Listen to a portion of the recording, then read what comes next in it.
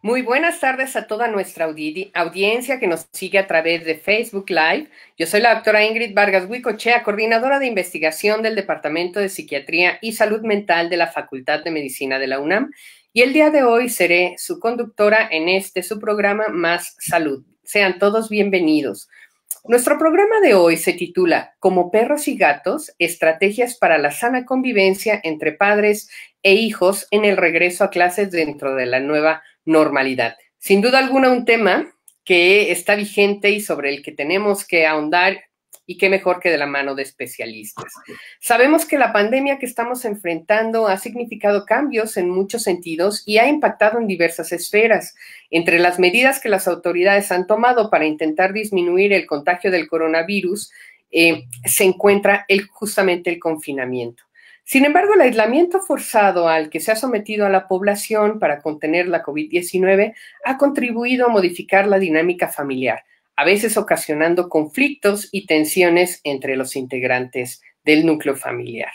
Alrededor de 30 millones de estudiantes de preescolar hasta bachillerato cursarán el ciclo escolar 2020-2021 a distancia. Pero, ¿qué representa este nuevo contexto para la dinámica familiar y qué tipo de medidas podríamos adoptar para adaptarnos mejor y de manera más saludable a estas modificaciones? Bueno, pues justamente para hablar de este tema nos acompañan el día de hoy dos expertas en la materia, la doctora Laura Barrientos Nicolás y la doctora Jacqueline Cortés Morelos, ambas académicas del Departamento de Psiquiatría y Salud Mental. La doctora Barrientos es médica cirujana de la Facultad de Medicina de la UNAM, con especialidad en psiquiatría en el Instituto Nacional de Psiquiatría Ramón de la Fuente Muñiz, también especialista en psiquiatría infantil y de la adolescencia en el Hospital Psiquiátrico Juan N. Navarro, cuenta con una maestría en terapia familiar y de pareja y con un diplomado postmaestría en terapia de pareja del Instituto Crisol por la SEP, al igual que con diplomados en tanatología y tanatología pediátrica en la Asociación Mexicana de Tanatología. La doctora Cortés es médica cirujana egresada de la Facultad de Medicina de la UNAM, especialista en psiquiatría por el Instituto Nacional de Psiquiatría Ramón de la Fuente Muñiz y subespecialista en psiquiatría infantil y del adolescente por el Hospital Psiquiátrico Infantil Juan N. Navarro. Ella es especialista en terapia de familia y de pareja egresada del Instituto Personas, recertificada como psiquiatra ante el Consejo Mexicano de Psiquiatría. Es la actual presidenta electa de la Asociación Psiquiátrica Mexicana APM para el bienio 2020-2021 y es miembro International Fellow de la American Psychiatric Association. Doctoras, bienvenidas. Gracias por la invitación. Bueno, pues no olviden mandarnos sus dudas o comentarios por medio del chat de esta transmisión. Y bueno, pues sin más, vamos a comenzar porque estoy segura que va a haber muchísimas interrogantes y mucha interacción con nuestra audiencia. Doctoras, doctora Barrientos, comencemos por hablar de qué es lo que podemos hacer o cómo podemos convivir en un mismo espacio adultos, niños y jóvenes, ¿no? Pensando en las diferencias generacionales o en todo lo que esto implica. Bien, muchas gracias por la invitación primero y gracias por la enorme convivencia con ambas. De verdad es un gusto estar aquí con ustedes compartiendo. Y vaya, sin duda esta pandemia ha representado un gran reto en todos los aspectos. Ha modificado nuestra forma de vida, nuestra forma de laborar, y pues también a nuestros pequeños ha modificado la forma como han tenido que regresar a clases.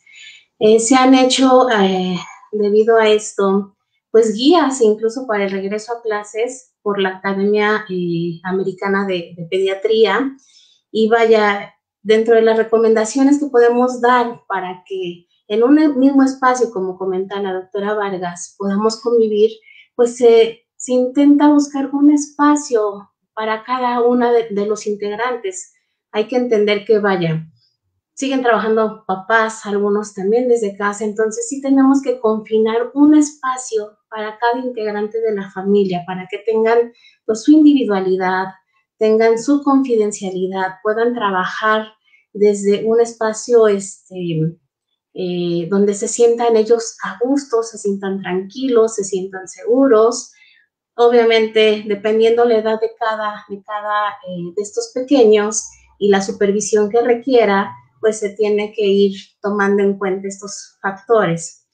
Lo ideal sería establecer un lugar único para tomar precisamente estas actividades, un lugar fijo, bien iluminado, bien ventilado, un lugar limpio, que tratemos de que estén los pequeños pues también aislados.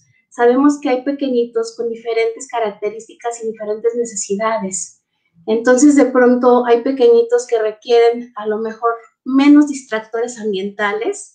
Ajá, entonces por eso tenemos que buscar como un lugar específico quitando todos estos factores que de pronto puedan pues interferir en la recepción, bueno, y en la interacción, vaya, con los profesores y con las personas que estén pues en su momento interactuando con él.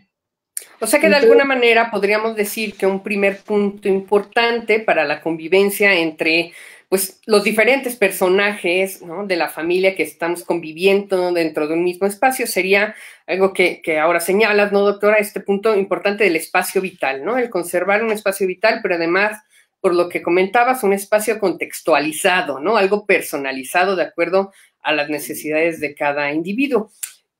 En la parte de las jerarquías, ¿qué tan importante? Digo, porque todo ha cambiado, ¿no? Entonces, de repente nos vemos bombardeados por una serie de mensajes que dicen, no, pues hay que ser más flexibles, hay que tratar de establecer dinámicas diversas y diferentes, ¿no? Aunque a lo mejor todo eso de repente es como muy ambiguo y no sabemos exactamente a qué se refiere.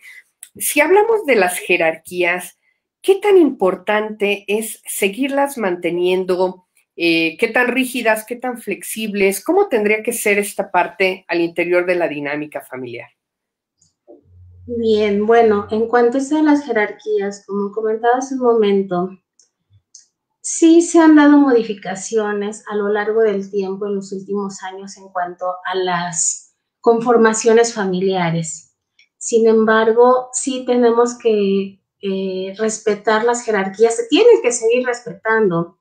De pronto, por ejemplo, en familias monoparentales o de pronto algunas familias que comentan y defienden a lo mejor una mayor libertad, se tiene que establecer la jerarquía, porque de pronto, si un niño no tiene una guía, un adolescente no tiene una guía, va a ser muy difícil que tome unas decisiones adecuadas. Muy frecuentemente, sobre todo en la parte de los adolescentes, llegan acompañados de los familiares, de las mamás, en este caso, la mayoría de las ocasiones, y en muchas ocasiones con mucho orgullo comentan que son amigas. Entonces, eso es un error absoluto, porque si entonces es amiga, entonces ¿quién va a ser la persona que va a dar justo esa guía? ¿Quién va a ser la persona que va a establecer los límites? No pueden actuar como pares. O sea, tenemos que distinguir dentro del entorno familiar los subsistemas. Está el sistema de los padres y siempre tiene que estar arriba, ajá, y abajo tiene que estar el subsistema de los hijos. No puede ser al revés. Y también esta es una cuestión que se tiene que seguir trabajando muchísimo, porque si no se da una crianza adecuada, de pronto, a veces sin querer, los niños llegan con más poder. ¿Y eso qué significa? Muchas mamás hoy en día, pues, salimos a trabajar, como es el caso de nosotras. Salimos a trabajar, de pronto a lo mejor hay personas que tienen la idea que por salir a trabajar dedican menos tiempo a los hijos. Entonces, una forma de querer pagar, o resarcir las culpas es siendo permisivos. Sin embargo, se ha visto que eso a la larga pues tiene una serie de efectos negativos que de pronto es muy difícil de frenar. Entonces, regresando y siendo muy concreta con la pregunta, las jerarquías son indispensables y se tienen que seguir. Claro, yo creo que este punto era importante, ¿no?, de enfatizar, porque decíamos, a lo mejor se malentiende que dado que es una situación extraordinaria, donde, bueno, los pequeños, ¿no?, los niños o bien los adolescentes, pues puede que si los adultos lo estamos pasando mal, igual y ellos, ¿no?, uno piensa, igual y la están pasando peor, de repente puede haber la mala idea de que hay que flexibilizar, ¿no? Esta parte de las jerarquías y entonces, como decías ahora, doctora, ¿no? Volverse amigos para hacer el ambiente más llevadero, pero resultaría entonces totalmente contraproducente, ¿no? Así es. Digo, sí, como bien comenta, doctora, pues sí, tenemos que adaptarnos y ser flexibles, pero todo con medida, como nos mencionan en todos lados. O sea, el equilibrio es fundamental y no hay que olvidarnos el rol que cada uno tiene en la familia. O sea, todos somos absolutamente importantes en el sistema familiar. Sin embargo, no se nos tiene que olvidar pues el papel que cada persona juega. Por supuesto. Y dentro de los aspectos probablemente también importantes de la dinámica, doctora Cortés, esta parte de, bueno, estamos metidos en la casa y algo que oímos frecuentemente con nuestros pacientes adultos, ¿no? Es que los horarios ya no existen, como que todo se mezcló, ¿no?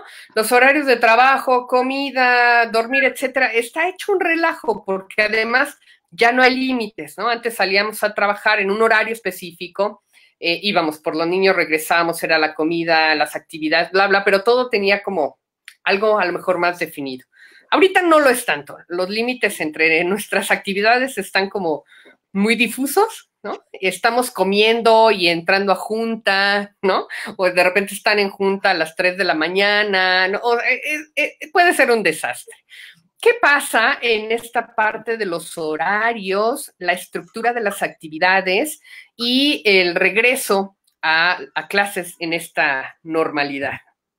Sí, definitivamente, Ingrid, esto que comentas tiene que ver con las pérdidas que hemos tenido por este confinamiento y parte de esta pérdida es la pérdida de la estructura.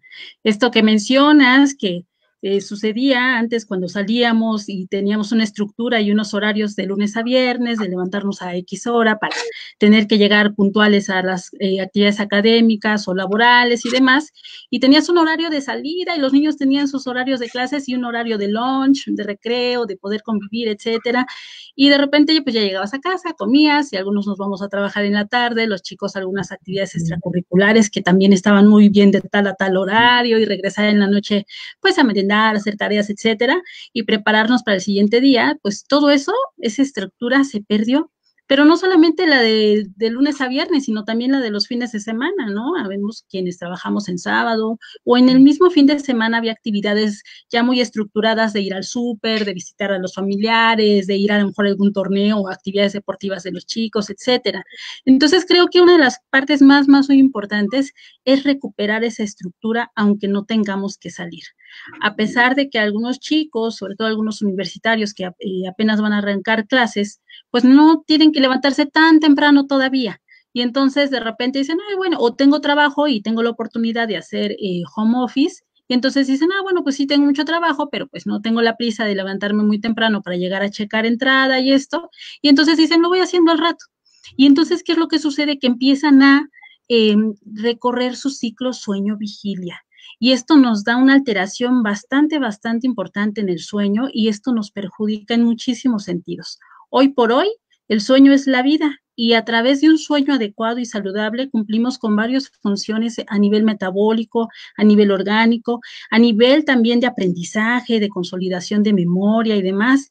Entonces, si nosotros no dormimos bien, no solamente vamos a estar todo el tiempo cansados, sino también vamos a tener menos capacidad de aprender y además nuestro sistema inmune se va a ver mermado y vamos a ser más vulnerables a enfermedades infectocontagiosas como COVID, por ejemplo. Entonces, ¿qué es lo que se recomienda? Pues que recuperemos la estructura tratando todos los días más o menos de dormirnos a la misma hora y despertarnos a la misma hora. Lo ideal es que nosotros como seres humanos durmamos en la noche y estemos despiertos en el día. Así estamos creados y hechos los seres humanos para dormir en la noche y estar despiertos en el día. Y entonces, ¿qué sucede? Que la mayoría de nosotros vamos a necesitar entre 7.5 a 8 horas diarias para poder descansar y para poder recuperarnos y recuperar bien nuestro funcionamiento. Entonces, lo que yo recomiendo es que a más tardar en gente adolescente o gente adulta, se vayan a dormir a más tardar a las 12 de la noche y se despierten a más tardar 8 o 9 de la mañana, cuando mucho. pero si se trata de pequeñitos, dependiendo de la etapa, los chiquitos preescolares van a necesitar incluso hasta 2 siestas durante el día. Y esto es bien importante que se sepa, porque a veces algunas mamás dicen, ay, no, que no duermen el día para que duermen la noche, ¿no? Y entonces le estás quitando tiempo importante al niño para que pueda dormir y descansar. Y debemos de recordar que en etapas profundas de sueño, específicamente en la fase 3, se libera la hormona de crecimiento. Y entonces, si un niño no duerme bien, no va a crecer adecuadamente con todo el potencial que tiene para crecer, no va a tener igual bien sus defensas y demás. Pero cuando yo les digo a los chicos, a los niños, o por ejemplo a los adolescentes que son muy dados a desvelarse en la madrugada por estar en redes sociales, en videojuegos, se conectan en línea, a estar jugando ahí en equipo y demás, pues ¿qué les digo? Bueno, pues no solamente cuando creces que se estiran tus huesos o crecen así de estatura, también crecen tus órganos, también crece tu cerebro. Y entonces, si tú duermes adecuadamente, vas a permitir que todos tus órganos, incluyendo tu cerebro, crezcan con el potencial que tienen para crecer y que por ende alcances la inteligencia que ya traes determinada para ser inteligente. Entonces, una vez que te despiertas, ya está científicamente demostrado que las primeras 6 horas, una vez que te despiertan, son las de máximo aprovechamiento académico, cognitivo, es cuando más podemos aprender, rendir, funcionamos de mejor manera, de tal forma que si te levantas a las 8 de la mañana, lo ideal es que de 8 a 2 de la tarde te dediques a enfocarte a tus proyectos de aprendizaje, laborales, y académicos, etcétera. Después de 6 horas, nuestro cerebro ya está cansado. Pensar es agotador, pensar y aprender es muy, muy cansado, tan cansado que pregúntenle a cualquier estudiante que termina un examen departamental, parcial, de admisión, llegan rendidísimos, caen muertos, bueno, se quedan hasta dormidos del agotamiento con el que terminan después de un examen muy pesado. Entonces se recomienda que después de estas 6 horas de trabajo, en este ejemplo de despertarse a las 8 de la mañana, a las 2 de la tarde, si te es posible, pares, hagas una pausa. A lo largo de esas 6 horas, a lo mejor en cada hora hacer alguna pequeña pausa de 10, 15 minutos, te paras, vas al baño, tomas agüita, etcétera, y seguir estudiando. Y a las 2 de la tarde tienes 3 horas para recuperarte nuevamente, para que tu cerebro descanse y entonces en este ejemplo, pues de 2 a 5, lo ideal es que puedas en ese momento tal vez hacer ejercicio, jugar videojuegos, ver alguna serie de televisión, a lo mejor ponerte a platicar, hacer algún quehacer ahí en casa, ordenar algunas cosas, comer. Y después de esas 3 horas, tu cerebro nuevamente ya se recuperó, está nuevamente en buenas condiciones para poder enfocar, concentrarte y aprender. Y entonces lo que se recomienda es que a partir de las 5 de la tarde y hasta las 8 de la noche contamos con otras 3 horas de buen aprovechamiento académico y escolar. Y a las 8 de la noche, ahí sí, ya sí puedes, ponte a platicar, a convivir, a relacionarte. Esta maravilla de la plataforma nos permite visitar a nuestros familiares, a nuestros seres queridos, a nuestros amigos en línea para poder convivir. Y es tan importante y tan necesario. No es lo mismo cuando nos hablamos por teléfono que hacer una videollamada. De repente estamos hablando por teléfono y tienes la opción o la oportunidad de ver hacia la persona, aunque sea a través de la pantalla, y hasta dices, ¡ay, hola! Aunque llevabas unos minutos ya hablando, como si no lo hubieras contactado desde antes, ¿no? Si nosotros hacemos esto todos los días, al finalizar el día, vamos a sentirnos mejor anímicamente porque habremos sentido que fuimos como que aprovechamos más el día, como que fuimos más productivos, vamos a estar cansados y entonces vamos a tener mejor capacidad de dormir y descansar y no estar con problemas de insomnio o de que no puedes dormir. Además vas a estar más saludable. Los niños que duermen bien y comen bien se enferman menos y cuando se enferman se recuperan más rápidamente, los adultos también. Y no solamente eso, sino que vas a recuperar esa estructura y cuando nos tengamos que integrar, que hoy por hoy muchos ya están con clases en línea y algunos otros en breve ya arrancamos en algunas carreras en medicina, por ejemplo, arrancamos el 28 de septiembre y así, pues les va a costar menos trabajo adaptarse nuevamente a la rutina. Así es. Y justo creo que hay una pregunta más que quisiera yo hacerte, doctora, que tiene que ver con algo que mencionabas ahorita. Y también con esta cuestión de los horarios y la estructura de las actividades. ¿Cómo hacer para no abusar el tiempo frente a las pantallas?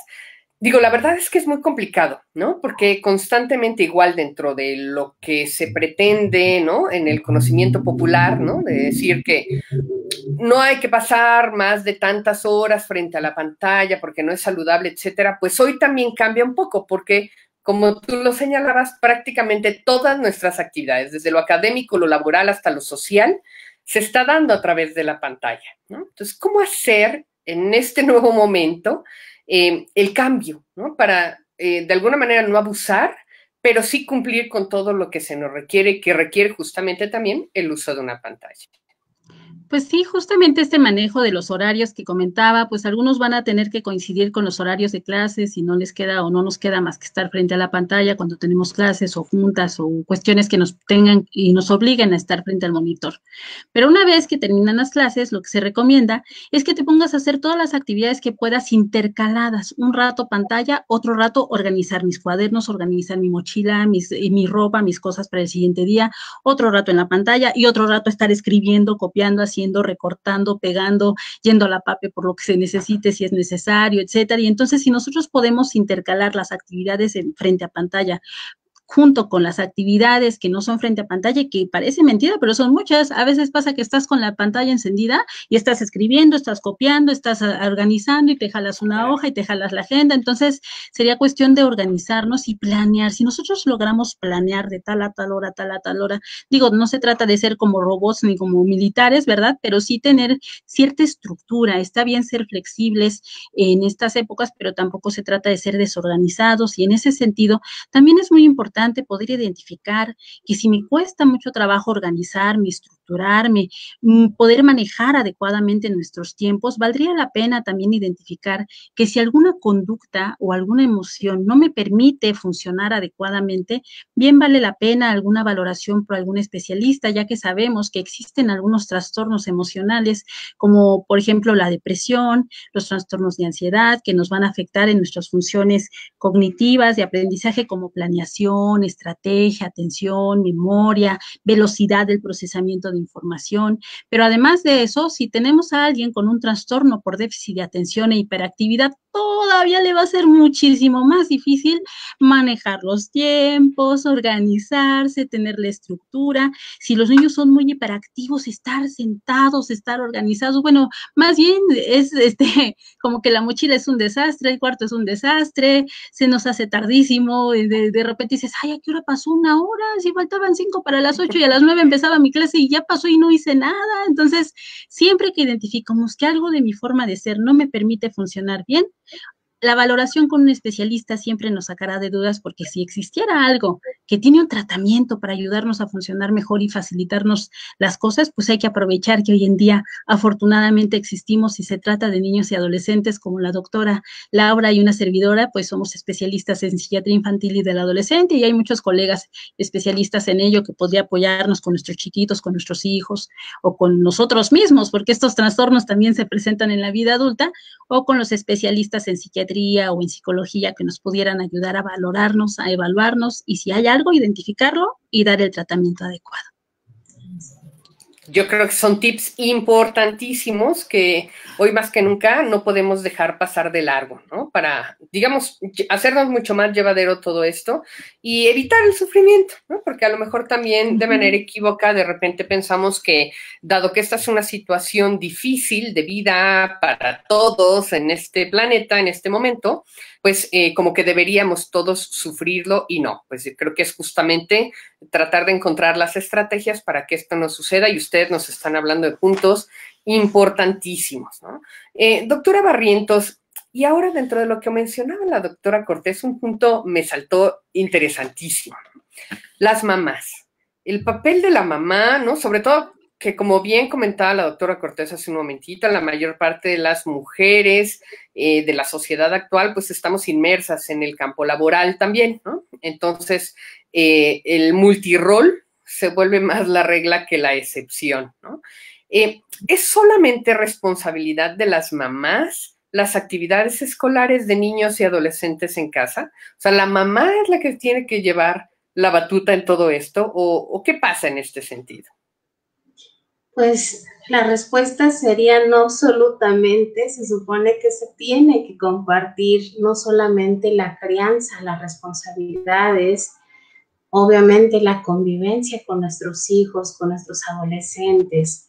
Entonces sí, lo ideal sería compartir todo. O sea, afortunadamente también, como hace un ratito comentaba, poco a poco se han ido modificando los estilos de vida familiares Y poco a poco, en algunos hogares, afortunadamente, ya los varones, pues juegan un papel más activo en todas estas tareas, tanto de la cuestión académica de nuestros hijos, como también las labores de la casa, porque vaya, desgraciadamente todavía hay muchos lugares, y la cultura mexicana pues sigue prevaleciendo el machismo de una forma pues muy importante, pero bueno, poco a poco se ha tratado de ir combatiendo y pues entonces aquí lo ideal es que participen todos, no solamente en la cuestión académica, sino también en todas las actividades que se necesitan realizar en la casa, todas las tareas.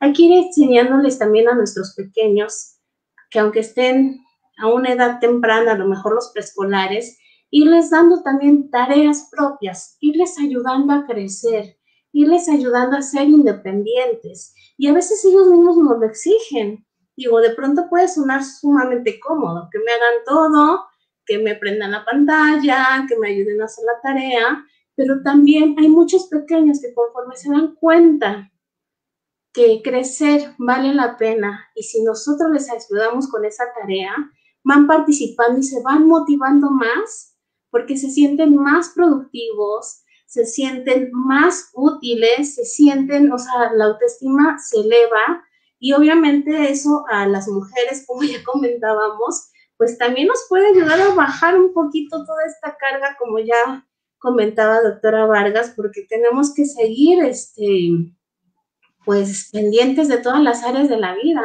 la laboral, la académica, la profesional, y no se diga, como ya comentaba, la crianza, el cuidado del hogar, ¿no? Que pues somos las administradoras, somos de pronto las enfermeras, las doctoras, entonces sí, tendríamos que repartir responsabilidades, y que hacer partícipes a todos los miembros de la familia, no solamente en lo que ya comentábamos específicamente del aprendizaje, del proceso enseñanza-aprendizaje, sino también en todas las actividades de la vida cotidiana. Doctora, tú tienes un hijo pequeñito, ¿no? ¿Cómo distribuyes con él y con tu pareja en casa esta cuestión de las responsabilidades y actividades? Digo, esto me atrevo a retomar un ejemplo muy desde lo personal, porque creo que para nuestra audiencia puede ser de utilidad decir, pues sí, pero es que a lo mejor es muy pequeñito para esto, ¿no? O a lo mejor no lo va a hacer bien. Pero si a lo mejor retomamos tu propia experiencia, puede quedar más claro en qué tipo de actividades se les puede comenzar a involucrar, ¿no? Sí, aquí hay que tomar en cuenta la edad de desarrollo y crecimiento en la que se encuentre. O sea, un hijo tal vez de 2 años, pues no lo voy a poner a hacer actividades del hogar porque obviamente sería un gran riesgo y sería una irresponsabilidad de parte mía. Sin embargo, bueno, aquí mi hijo, que ya es niño grande, dice él, de 6 años, pues muy ya grande. de pronto me ayuda, ya empieza a querer abrir el refrigerador, pasarme las cosas, a la hora de cocinar, pues ya quiere estar en una participación más activa. A la hora de hacer las labores del hogar, pues, híjole, a veces con todo y el pesar y ni modo, pues a recoger los juguetes, recoger la ropa sucia, a la hora de conectarse a las clases, permitirle. Y él mismo ya también dice, yo mami, yo lo quiero hacer. Y entonces ahí hay que ayudarle mucho con el reforzamiento positivo. Hay que valorar cada esfuerzo de nuestros pequeños independientemente de la edad que tengan. Hay que hacerles ver que todo el esfuerzo que ellos realizan es muy bueno, hay que reconocerlo. De pronto, antes me decía mi esposo, es que le aplaudes como foca todo. Y vaya, tampoco, yo no veo mal de pronto aplaudir los esfuerzos que él está haciendo, porque él se siente bien, se siente contento, motivado y además con ganas de hacerlo pues nuevamente y cada vez mejor. Entonces, a veces nos damos cuenta que llegan a la consulta adolescentes que de verdad, o sea, la mamá es la que se encarga de todo, absolutamente de todo. de prepararles la ropa, de prepararles, o sea, los útiles cuando ya van en preparatoria, y se quejan, vienen quejándose.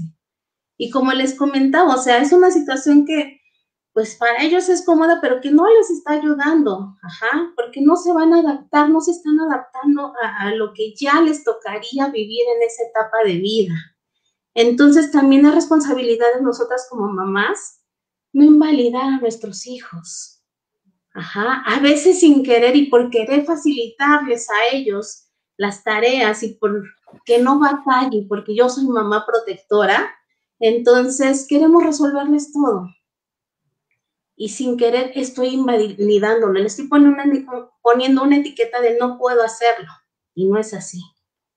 Entonces, les repito, o sea, muchas veces llegan casos extremos, o sea, ahorita comenté de adolescentes, pero seguramente a ustedes también de pronto les llegan adultos y adultos bastante mayorcitos que no son capaces de ser independientes, claro, de no hacer las actividades que les debería tocar en ese momento de la etapa de vida. Sí, sí, y a veces, como decías, ¿no? También, bueno, es cómodo para los chicos acostumbrarse a que siempre hay alguien que resuelve, y también a veces para los papás, entre las prisas, ¿no? Y todo lo que estamos haciendo, se nos hace como más sencillo el decir, bueno, yo resuelvo ya para quitarme esto de encima, sin percatarnos, ¿no? Que nuevamente, pues, estamos haciendo algo en contra de esta sana o saludable convivencia y, por supuesto, de el desarrollo social de los chicos, ¿no? Ahora, al principio de la charla de hoy, pues hablábamos un poco de la parte de los espacios, ¿no? De lo importante que era, tú nos puntualizabas lo importante que era respetar el espacio de cada uno. Retomando un poco ese punto y junto con lo que hemos ahora venido comentando, ¿cómo podemos hacer para respetar la privacidad de cada miembro de la familia? Cuando desafortunadamente la realidad de la mayor parte de las personas de nuestra ciudad y en muchos lugares del país también, ¿no? Pues no tenemos grandes residencias, sino que son espacios más bien limitados, que ahorita además se han tenido que volver multifuncionales para ser un poco de todo, ¿no? Habitaciones, salones escolares, oficina de trabajo, gimnasio, ¿no? Todo en un mismo espacio. ¿Cuál es la recomendación desde tu experiencia y conocimiento, doctora, para respetar la privacidad de cada miembro de la familia, dado que los espacios tienden más bien a ser, pues, pequeños? Ok, pues aquí se podría, como les comentaba, confinar un área, o sea, pues tenemos que adaptarlo, o sea, tenemos que adaptarnos a la nueva normalidad. Entonces, vaya, por ejemplo, nuestros hijos, dependiendo también la edad, pues buscar dentro de su recámara o incluso en la sala o en el espacio que tengamos disponible, un lugar, ajá, y establecerlo físicamente, incluso si es preciso poner una línea, poner algún pizarrón, o sea, realmente individualizarlo, individualizar cada espacio para cada persona, teniendo ciertas características de acuerdo también a la edad. Si es pequeño, a lo mejor ponerles un pizarrón, ponerles, en el caso de los chiquitos con déficit de atención, pues papeles, post-it para que puedan ellos anotar recados, ponerles alarmas. Ajá, en el caso de los adolescentes, pues ellos ya son más de su recámara, ya no necesitan tanta supervisión, sin embargo, sí hay que estar pendientes, pues, de todo lo que realizan, por lo que hace rato comentaban también ya del uso de las pantallas y de los medios tecnológicos. En el caso de nosotros como adultos, como padres de familia, pues también confinar un espacio para nosotros, para poder laborar y sí poner reglas muy específicas de convivencia, porque si no lo hacemos va a ser un desastre. O sea, tenemos que entender que aunque todos estemos dentro del mismo espacio, que a veces es pequeño, como ya lo comentaba doctora, pues sí tenemos que establecer bien horarios. A lo mejor cada quien tiene un horario específico para tomar clases, para laborar, y hay que tratar de enseñarles a respetarlo. Ajá, o sea, estoy, pero de pronto como que tampoco estoy, porque si no, O sea, hay ocasiones en las cuales no podemos estar de manera inmediata para responder a demandas que de pronto no son tan necesarias. Entonces también eso hay que irlo platicando entre la familia para ver qué sí es urgente y qué de pronto no lo es. Qué complejo, ¿no? Qué complejo, porque yo creo que en la mente de muchos de nuestra audiencia ha de estar pasando, ¿no? El decir, me encantaría que me dieran un ABC, ¿no? Que me dijeran, esta es la receta para la convivencia sana e ideal, ¿no? En estos nuevos tiempos. Pero pues nada está dicho, ¿no? Creo que leyendo entre los comentarios que ustedes nos han dado ahorita, pues hay que pensar en lo individual, ¿no? O sea, hay reglas generales y recomendaciones generales, pero todas ellas se tienen como siempre, ¿no? Que individualizar, tenemos que hacer un traje hecho a la medida para cada persona, para cada familia y ahorita señalabas algo importantísimo, doctora, que me llevaba a esta reflexión, ¿no? Y es para cada momento, porque también dentro de la pandemia hemos vivido momentos, ¿no? Y eso también se ha ido modificando y nosotros pues ahí vamos tratando también de modificarnos y adaptarnos a todos estos cambios. Complejo, sin lugar a duda complejo, pero no imposible, ¿no? Creo que es una de las características de la flexibilidad del pensamiento, el poderse adaptar y pues ahí la llevamos, ¿no? Doctora Cortés, ¿qué se recomiendan como actividades recreativas? Porque, bueno, hemos hablado ahorita mucho y, por supuesto, por el tema de las clases, ¿no? De los horarios, sobre todo puestos para el horario de clases, el horario laboral, ¿no? Etcétera. Y como actividades recreativas, en esta parte del confinamiento que sigue, y que a lo mejor esto vale la pena enfatizarlo, la gente de repente se confunde un poquito cuando vamos cambiando en las fases de los semáforos epidemiológicos y creo que vale la pena seguir insistiendo en que la pandemia no se ha ido, la pandemia está ahí.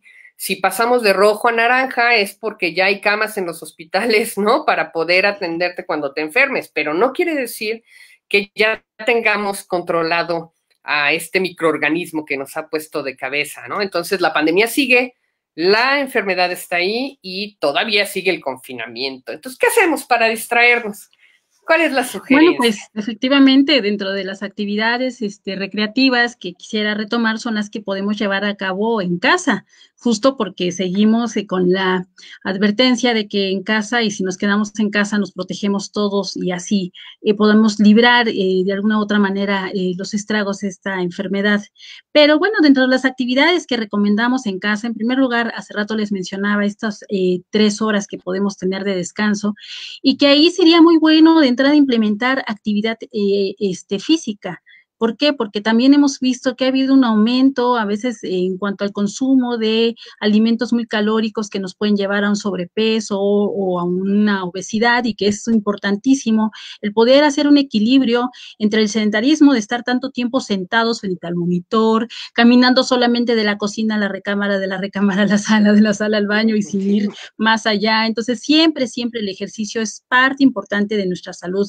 No solamente vamos a tener salud física, sino también salud mental cuando hacemos ejercicio, ya que además de que hacemos un equilibrio entre el consumo calórico y todo lo que nos empacamos y lo que estamos sentados con ya este ejercicio de actividad física, también se ha demostrado que la actividad física, sobre todo si hacemos ejercicio aeróbico, fomenta que se produzca mayor cantidad de una sustancia cerebral llamado factor neurotrófico derivado del cerebro y está demostrado que esta sustancia aumenta el número de sinapsis en nuestras neuronas, en nuestro cerebro, es decir, nos hace más inteligentes. Además de que, dicho sea de paso, nos ayuda a relajarnos. Ejercicios a lo mejor como yoga, pilates o el que les guste. Si te gusta bailar, baila y ponte a bailar en la familia y entonces de repente he escuchado de profesores que dan clases en línea y dicen, es que se pone la mamá y se ponen las niñitas y los niños actúan mucho por imitación. Si ven a un papá que hace ejercicio, si ven a una mamá que hace ejercicio, se pegan y copian y luego hasta los maestros les ponen así canciones infantiles para que también se conecten y demás. Y entonces hacemos también una ventana al mundo, convivimos con otras personas y también cuidamos nuestra salud. Otra de las actividades que también recomiendo mucho es que nos pongamos a ver los programas y las series con nuestros hijos o películas y que cada quien nos vayamos rotando y eligiendo una película, un programa. A veces los papás tienen poca paciencia con los adolescentes o con los niños pequeños. He tenido mamás que dicen, ay, no, es que a mí qué aburrido ponerme a jugar Barbies, ay, no, qué aburrido, ¿no? Pero resulta que es importantísimo que sepan que el juego es fundamental en el desarrollo de cualquier niño. Cualquier niño en el juego saca frustraciones, ilusiones, fantasías, enojos, deseos, se proyecta de alguna manera y a través del juego no solamente fomentamos y reforzamos el vínculo con nuestro pequeño, nos unimos más a él, el niño se siente más tomado en cuenta, se siente más querido y más amado. Y eso es fundamental para poder ir fomentando un buen autoconcepto desde pequeños y que tengan una buena autoestima, que tengan autoconfianza, que se sientan aceptados por los padres e igual los adolescentes. De repente he escuchado comentarios de papás que dicen, ay, no, esas cochinadas de tus series ni me gustan. Ay, mira, ¿qué estás viendo? Puras porquerías casi, casi. Entonces, pues el niño o el adolescente se puede sentir rechazado. Y no solamente eso, sino que los padres podremos perder una gran oportunidad para conocer a nuestros hijos, para ver qué están viendo nuestros adolescentes. A lo mejor no nos encanta hasta el lenguaje que se expresa en el programa, pero estamos viendo por qué está ahí. Y ahí viendo la serie nos podemos enganchar con ellos. Ay, ¿por qué te gusta? ¿Y cuál es tu personaje favorito? ¿Y ese por qué? ¿Y quién te cae mal? Y entonces vamos conociendo de una manera indirecta más a nuestros adolescentes, por ejemplo. Porque si uno llega y les pregunta, bah, inmediatamente nos ponen la barrera y, ay, mamá, así luego hablamos, sí, ¿no? Porque así son, ¿no? Y por la misma etapa de desarrollo en la que se encuentran, pues buscan de alguna manera también su propia identidad y buscan poner barreras. Y entonces a través de ver series, programas, películas, podemos nosotros conocerlos, convivir. También se recomienda, en la medida de nuestras posibilidades, agendar los horarios para desayunar, comer, cenar en familia y poner algunas reglas, como decía la doctora Laura, ¿no? Por ejemplo, el poder en un momento dado tener la regla, y es una regla que también les comparto de casa, cuando estamos comiendo, prohibidos celulares. Así sea yo la presidente de APM o lo que sea, estábamos comiendo y prohibidos celulares. ¿Por qué? Porque si no, nos perdemos de mucho tiempo de convivencia. Es tristísimo, pues que luego las familias están comiendo y todo el mundo en su celular y entonces ya no conviven y a veces es el único momento en que hay oportunidad, sobre todo los papás que trabajamos mucho, pues de poder convivir en familia y demás. Algunas otras actividades que también puedo compartir es que a veces a los que les gusta cocinar, pues ponerse a cocinar, inventar tantas y tantas recetas que pasan ahora en línea y dejar que los niños hagan y que experimenten y que si hacen tiradero y demás, bueno, pero de todos modos hacerlo sentir que él puede, ¿no? Como decían, los niños pequeños dicen, yo soy niño grande, y buscan ser como suficientes, y buscan en un momento dado, yo puedo solo, dicen, ¿no? Sí. Y es muy importante no caer en esta parte que decía la doctora Laura de la sobreprotección. La sobreprotección como tal incluso ya está catalogada como violencia, porque si yo te hago todo, pues te mando este mensaje de que tú no puedes, pero ¿qué crees? Si yo te hago todo, pues no vas a aprender y entonces efectivamente no vas a poder. De tal forma que es muy importante, aunque le salga chuequito, aunque no le corten muy bien, y bueno, siempre tratar de evitar que existen algún tipo de accidentes en la familia. Claro. A veces el ponerse a ver álbumes familiares es maravilloso y de ahí salen grandes charlas y pláticas, ¿no? Digo, hoy en día la verdad es que los chicos se van mucho a las fotografías en línea y demás con los dispositivos electrónicos, pero algunos papás todavía tenemos algunos álbumes familiares en donde es agradable poder compartir y que los hijos pueden conocer nuestro árbol genealógico, quiénes eran nuestros tíos, nuestros abuelos, y se hacen tantas y tantas historias maravillosas como cualquier buena serie de televisión que podríamos compartir. Esas y otras más podría decir. Muchísimas gracias. Qué interesante. La verdad es que creo que todos, ¿no? Al estarlas escuchando, de alguna manera empezamos a recordar cosas, ¿no? O vamos ya elucubrando algunas estrategias que podemos echar a andar cada quien en pues al interior de su hogar, ¿no? Doctoras, si les parece bien, en unos momentos más vamos a comenzar a leer las preguntas del público, que son varias y están muy interesantes, pero quisiera cerrar con una pregunta para ambas, ¿no? El encierro finalmente ha desencadenado la presencia de muchas emociones, desafortunadamente muchas de ellas negativas, ¿no? El sentimiento de frustración, el incremento en los niveles de estrés, ¿no? La desesperanza. ¿Cómo podemos motivarnos entre familia? ¿Cómo la familia puede volverse justamente ese factor, digamos, protector frente a las emociones más desagradables que de repente puede generar toda esta situación. Ok, aquí es de suma importancia favorecer que cada miembro de la familia pueda expresar de muchas maneras lo que está viviendo, lo que está sintiendo, cómo lo está pasando. Si de pronto para nosotros como adultos ha sido un gran reto, después de estar acostumbrados a salir, a comer con los amigos, reuniones de trabajo, porque pues vaya, no es lo mismo convivir, por ejemplo, en el caso de las tres que tenemos, incluso a los alumnos, yo disfruto más las clases presenciales también, yo disfruto más de pues, las consultas presenciales, yo disfruto más de ir al cine, de ir a los lugares, a los conciertos, a toda la serie de actividades, tanto en el aspecto laboral, en el aspecto profesional, como claro, en el recreativo, como ya comentaban.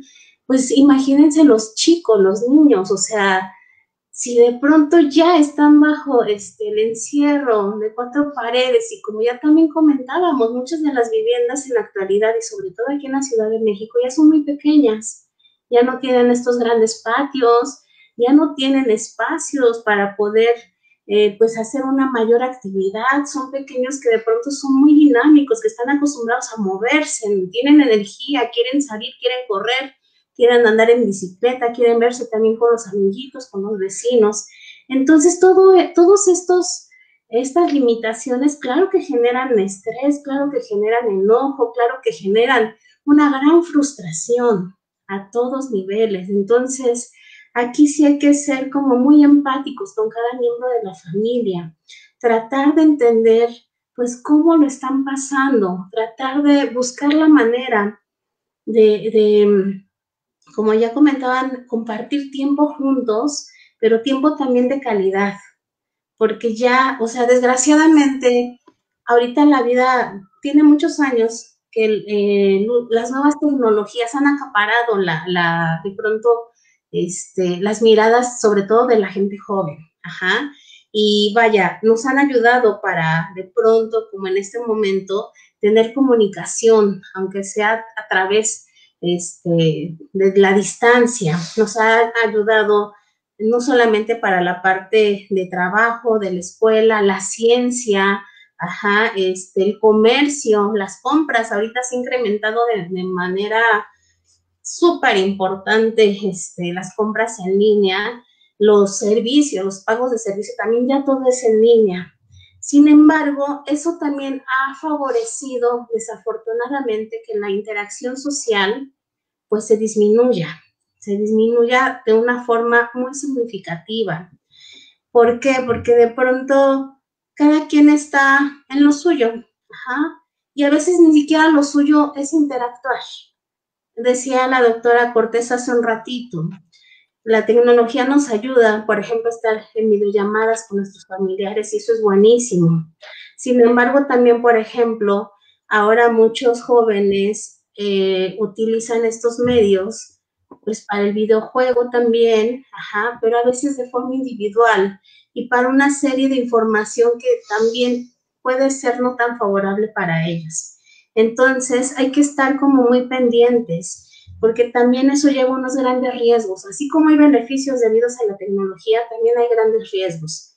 Uno de ellos es el mismo uso de la tecnología que ya se ha estado investigando y se ha notificado que también genera pues alteraciones en el sistema de recompensa, ya se considera una gran adicción. Ajá. Entonces, aquí regresando, pues sí hay que favorecer la convivencia personal con las personas que se puedan dentro del hogar, ajá, o la convivencia también de forma virtual, pero sí estar pendientes de cada persona, favorecer la escucha activa, o sea, realmente sentarnos a dialogar con los miembros de la familia y preguntar qué es lo que están viviendo, qué es lo que están sintiendo, qué podemos hacer, qué intervenciones podemos hacer desde lo familiar para tratar de disminuir de pronto los síntomas de ansiedad y depresión que también se ha documentado que en últimas fechas se han incrementado notablemente, no solamente en la población que ya tenía un diagnóstico psiquiátrico, sino en toda la población. La misma pandemia representa una gran amenaza para toda la población, porque de inmediato nos viene pues la idea de la muerte, de la enfermedad, de todas las consecuencias pues económicas, sociales, y claro que esto pues nos lleva a un estrés, a un temor, y si de pronto no lo atendemos, bueno, no lo atendemos desde lo familiar, y no identificamos también cuando hay la necesidad ya de la intervención de un profesional, pues hay grandes riesgos también en la salud física, en la salud mental. Entonces sí, la forma pues es favoreciendo pues una comunicación efectiva, identificar si de pronto hay sintomatología que requiere una intervención profesional, y también, como hace rato también comentaba, buscar la forma de reforzar positivamente las acciones que cada persona, cada miembro de la familia está haciendo, y ayudarle también de pronto a desarrollar otras herramientas que de pronto hace falta pues mejorar. Muy bien, pues vamos a pasar a... perdón.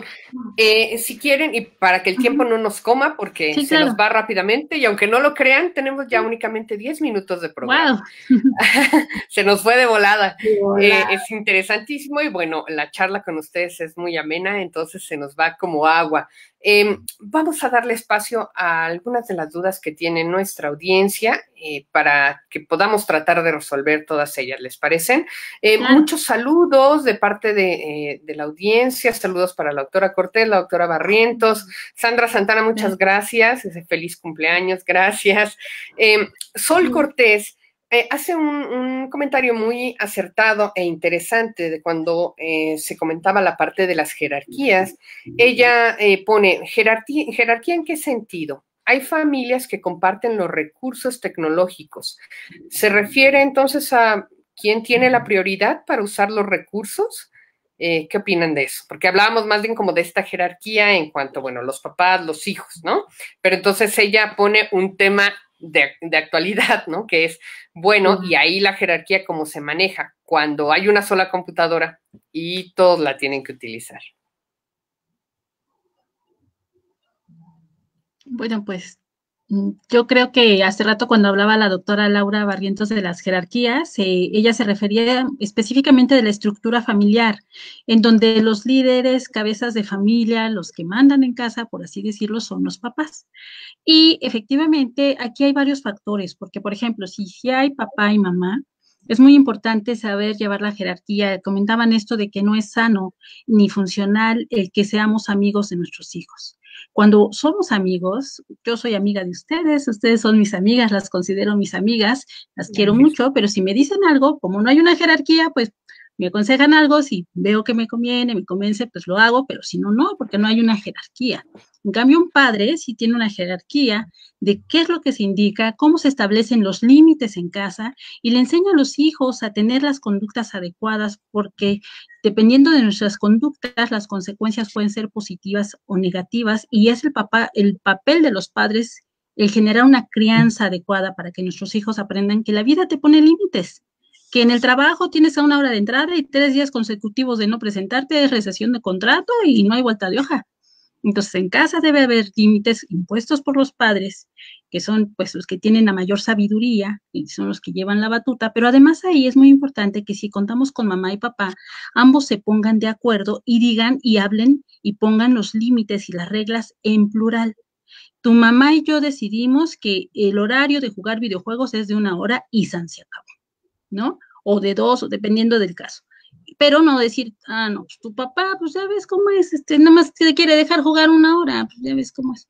O la mamá, no, pues tu mamá, no le hagas que juega lo que quieras, ¿no? Entonces ahí restamos jerarquía entre lo que es el sistema parental y esto no favorece al niño. Los niños listos dicen, pues me voy con el que más me conviene, ¿no? Si yo quiero algo y mi mamá dice que sí, aunque mi papá diga que no, digo, pues al fin que mi mamá me dio permiso y viceversa. Entonces siempre es mejor hablar en plural y así tampoco dejamos a alguien en casa como el ogro o el malo de la familia, como que, ay, mi mamá es bien buena onda porque ella sí me deja jugar mucho y mi papá no, pues los dos están buscando el bienestar del hijo. Y bueno, en cuanto a jerarquías, pues un amigo te apoyará y te querrá mucho, pero en una situación difícil y de riesgo, un amigo a lo mejor sale corriendo para salvaguardar su integridad o su Claro. vida. Un papá nunca te va a dejar, nunca te va a dejar. Siempre te va a acompañar y siempre va a estar contigo en las buenas, en las malas y en las peores. Entonces, creo que eso es algo bien importante que debemos de reconocer como padres, como hijos. Es toda una responsabilidad, pero que pues a veces es muy importante no perder de vista. Ahora, hay algunas familias que tienen situaciones especiales, como por ejemplo cuando nada más está la mamá o nada más está el papá. Y entonces, nosotros por eso en los sistemas familiares hablamos de familias funcionales, no tanto de que es una familia normal o anormal. Resulta que en ocasiones es funcional que algún hijo tenga algún rol parental. ¿Por qué? Porque a veces la mamá se tiene que ir a trabajar y entonces a veces el hijo mayor se tiene que quedar a cargo de los hermanitos y este hijo mayor puede jugar un rol parental en donde la mamá puede indicar a su hermanito lo obedecen hasta que yo venga y tú los cuidas y que al mayorcito o al que tenga mayor madurez para cumplir con este rol. A veces pensamos que podría ser el mayor, a veces no es el mayor necesariamente y esto depende del carácter, del temperamento que traigan ya también los hijos. Y no es que sea lo mejor, ni lo ideal, ni lo peor, es lo funcional. Porque a propósito de adaptarnos, hoy por hoy, algo que ha acompañado a la especie humana y que nos ha permitido sobrevivir a lo largo de los años es la adaptación. Y entonces todos estos sistemas familiares nos hemos tenido que adaptar dependiendo de las condiciones de cada quien.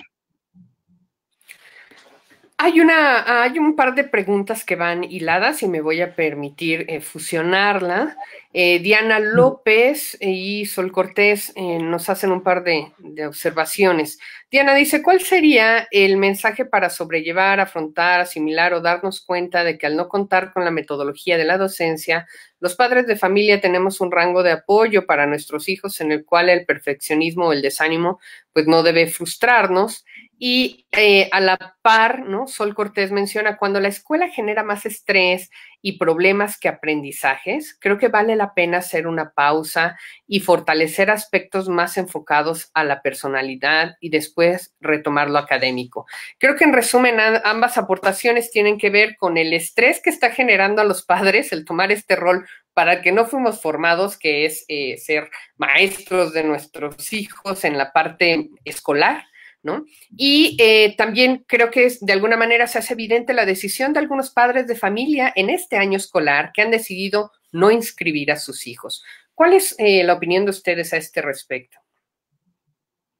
Pues aquí también, nuevamente, retomando, se han hecho muchos estudios. Ahorita recordé uno que se hizo aquí en el Hospital Infantil de México, Federico Gómez, por parte del Servicio de Neurología, y ellos precisamente estaban como muy preocupados sobre todo por los pequeños que tienen un trastorno por déficit de atención e hiperactividad. Sin embargo, también se puede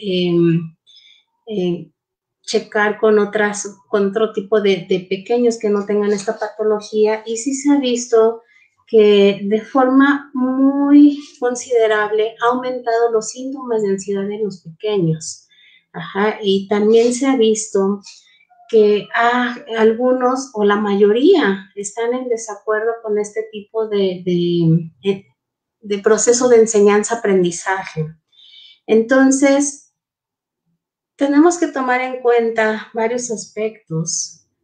No todos los niños, no todas las personas realmente van a funcionar igual con este sistema virtual de enseñanza, y sí se tiene que individualizar. Lo que comentaba también doctora Vargas sobre que muchos han decidido dar como una pausa, pues tiene muchas aristas. Muchas personas desde lo económico decidieron de pronto sacar a los pequeños de escuelas privadas, por ejemplo, y pasarlos a una escuela pública. Ajá, porque muchas personas, debido a la pandemia y a la alteración en la economía familiar, pues ya no da para más. Realmente no alcanza y muchos han tenido que tomar esas decisiones. Ahora, como ya comentábamos también, muchos pequeñitos no tienen de pronto lo necesario para poder adaptarse a estas nuevas estrategias, estas nuevas herramientas. Entonces, eso, vaya, no hay que ser como, no es una respuesta absoluta, lo tenemos que individualizar. Yo sé que es un proceso sumamente difícil como padres de familia, sin embargo, tenemos que ver cómo está todo el contexto alrededor del pequeño. Ajá, no podemos satanizar a los papás que de pronto eligieron sacarlos porque sus razones muy válidas deben tener, por supuesto. Y así como hay niños que les está yendo mucho mejor porque a lo mejor tienen más supervisión por parte de los padres, porque a lo mejor la parte de la interacción, dependiendo de la etapa de desarrollo, no es tan buena, y de esta manera ellos se sienten como más cómodos y más protegidos. Hay otros pequeños que de pronto no les cuesta, bueno, les es más difícil poder poner atención a un monitor, aprender de una forma no presencial, de pronto de forma adecuada, porque si a veces teniendo al profesor delante de nosotros nos quedamos con ciertas dudas, o los profesores también nos quedamos con la duda de si realmente hacemos llegar los mensajes de una manera virtual, pues es más complicado, porque de pronto es difícil estar viendo un monitor con 20 caritas y a veces todos quieren hablar al mismo tiempo y es difícil poder estar pendiente de cada demanda de cada persona. Entonces, aún en grupo tenemos que individualizar el proceso de enseñanza-aprendizaje. Entonces, yo creo que sí, esta forma de aprender, pues, puede ser buena para algunas personas, pero para otras, pues, efectivamente, como ya comentaba esta persona, Sol, pues a veces les genera mucho más estrés, desafortunadamente, y a veces se ve en declive, pues, el funcionamiento. Entonces, sí, a veces vale la pena, pues, ver qué es más importante, si la salud física y emocional, o de pronto, pues, también los tiempos nos comen a veces, y a veces pensamos que si de pronto nos esperamos unos meses más, porque en realidad, aunque en año escolar podemos hablar de un año, si eso representa más consecuencias que beneficios, pues vale la pena replantearnos y ver en cada pequeño qué es lo que sería más adecuado. Y quisiera complementar que horas. Perdón, Jackie. Sí, bueno, son ya las 6 de la tarde con 2 minutos. Hemos terminado, pero si tienes un comentario puntual que hacer, sí, solamente con que es muy importante que los papás también, si ellos identifican que sus emociones no les están permitiendo funcionar adecuadamente, es válido que también ellos acudan a una valoración y a tratamiento, ya que si ellos no están bien, los hijos son como esponjitas y absorben muchas veces la ansiedad o los síntomas depresivos de algún papá que no esté emocionalmente bien. Entonces, para que nuestros hijos estén bien, también nosotros necesitamos estar bien. Fabuloso, mil gracias. La verdad es que es un tema que da para más. Tendríamos que haber tenido un programa de 2 horas, tal vez planeemos una segunda parte para poder dar continuación, ¿no? Muchísimas gracias a ambas. Hemos llegado al final de nuestro programa. Les agradecemos infinitamente su tiempo y la experiencia y conocimientos compartidos, doctora Laura Barrientos y doctora Jacqueline Cortés, ambas paidopsiquiatras y académicas del Departamento de Psiquiatría y Salud Mental. En nuestro siguiente programa estaremos hablando de qué es el Alzheimer. Los esperamos el siguiente jueves a las 5 de la tarde. Muchísimas gracias a todos ustedes por acompañarnos en Más Salud. Se despide la doctora Ingrid Vargas Huicochea. Esta fue una producción especial de la Facultad de Medicina a nombre del doctor Germán Fajardo Dolci, director de la Facultad de Medicina, doctora Irene Durante Montiel, secretaria general, licenciada Karen Corona Menes, coordinadora de comunicación social, Pamela Gómez Velázquez, responsable de comunicación audiovisual, Samantha Cedeño Quintero, responsable de relaciones públicas. Muchas gracias y excelente tarde a todos. Gracias. Gracias, qué gusto verlas. Y felicidades, doctora Vargas. Feliz cumpleaños, Ingrid. Gracias.